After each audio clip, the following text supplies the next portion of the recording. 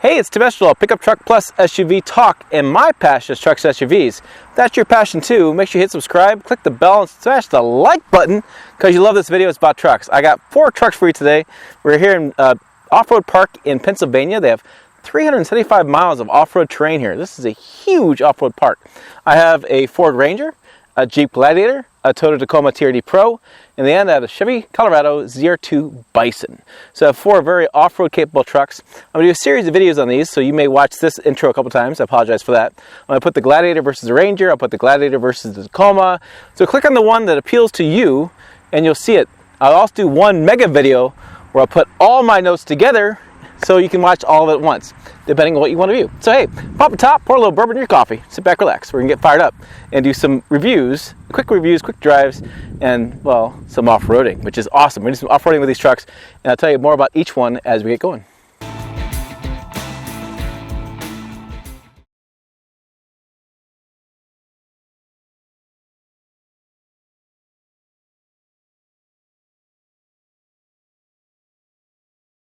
Colorado ZR2 Bison. This is a partnership with American Expedition Vehicles. We have a unique front bumper set up. This is actually winch capable there as well.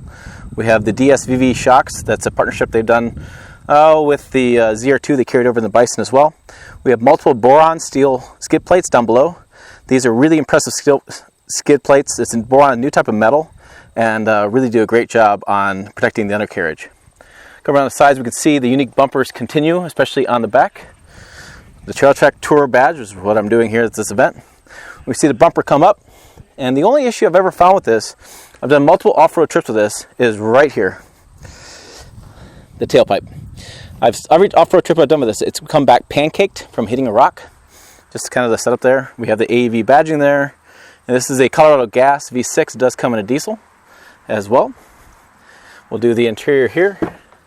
Open the door, have a really nice entry exit, really wide to get through there. I have the keys in the ignition. I'll pull those out. We have AEV on the headrests, the typical Colorado interior that's just kind of carried over.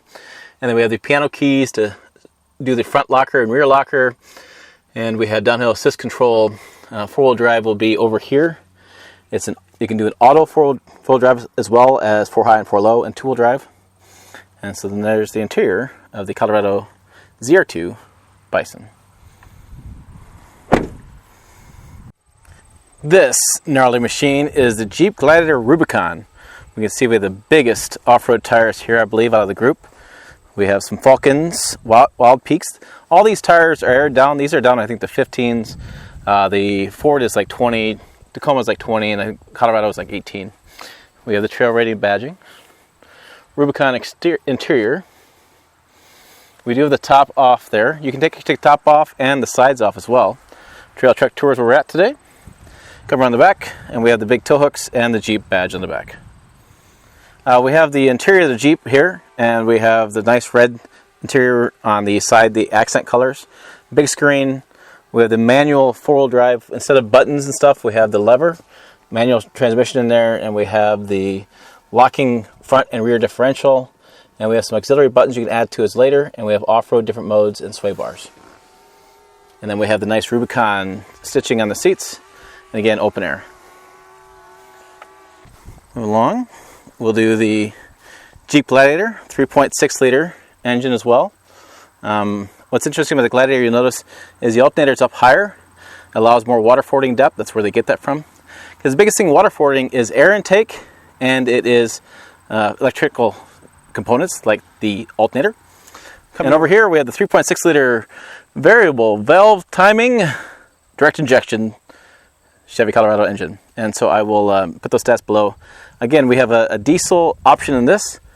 The Gladiator will offer a diesel, and those are 2 options in this segment.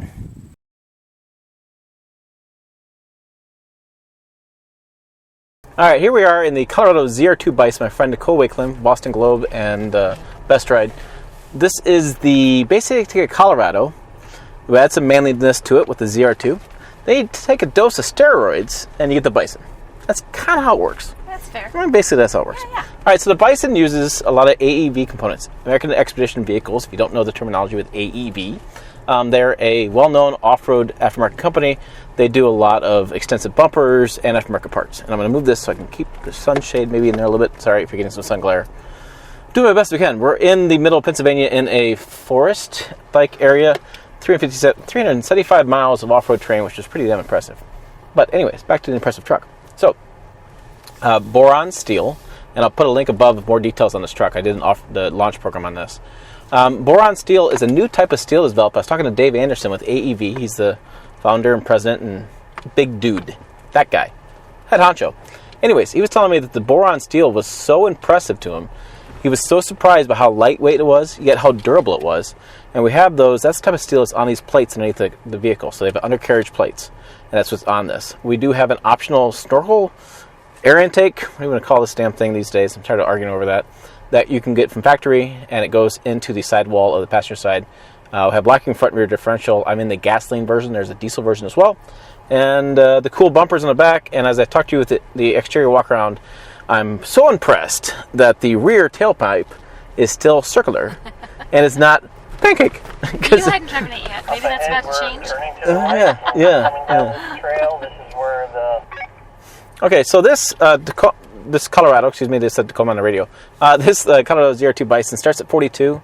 We're at 49 in the setup. To me, what I've always thought with this Colorado is that, especially this Bison as well, it's a very cool looking exterior truck.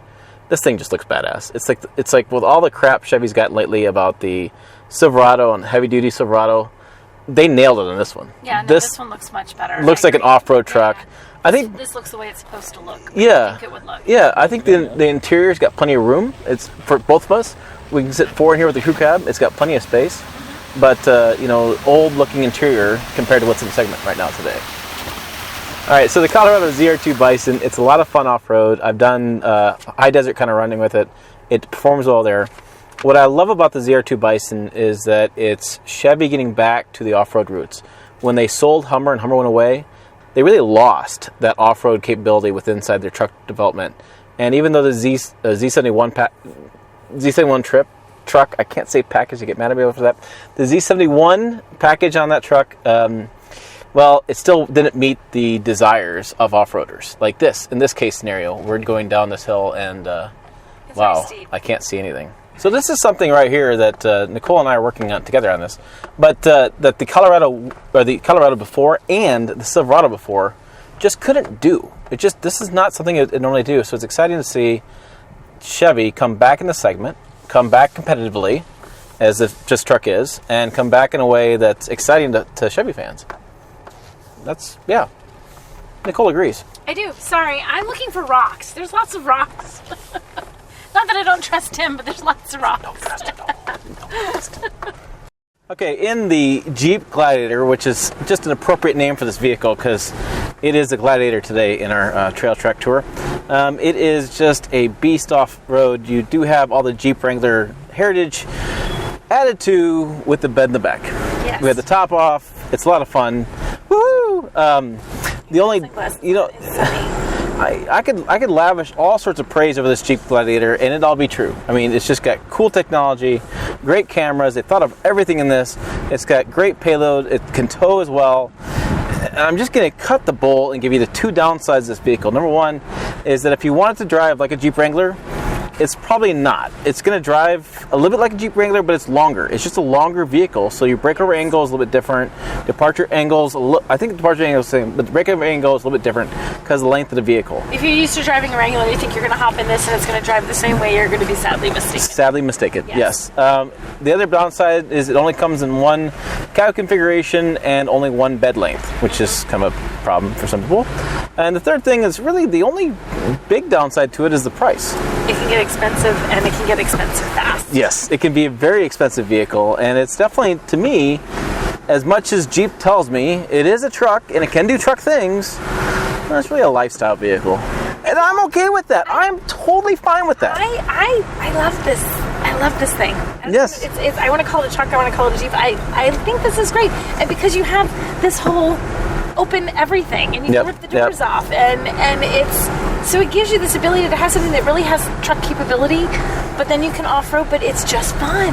It is. It's just a lot of fun. Driving today is fantastic, but are any of them this fun?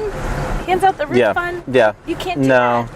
No, they're not. I mean, they're capable. So, like, we're driving all these trucks today, but this was definitely the one we saved for last vehicle I'm driving because it's the easiest drive of all of them. This is just a point and go. There's nothing here I'm nervous about. We did the loop. We've driven 4 trucks now, and we did this one sort of complex section a few seconds ago, and I've driven it in 2 vehicles, this and one other. And then the other truck, it's fine. It's like the truck handled it, but I'm steering, and they're a little left, little right, little left, little right. This one, he's like, little left, okay, go. Like, you don't need any direction. It just does it. It's got it. Yeah, yeah, it definitely has that.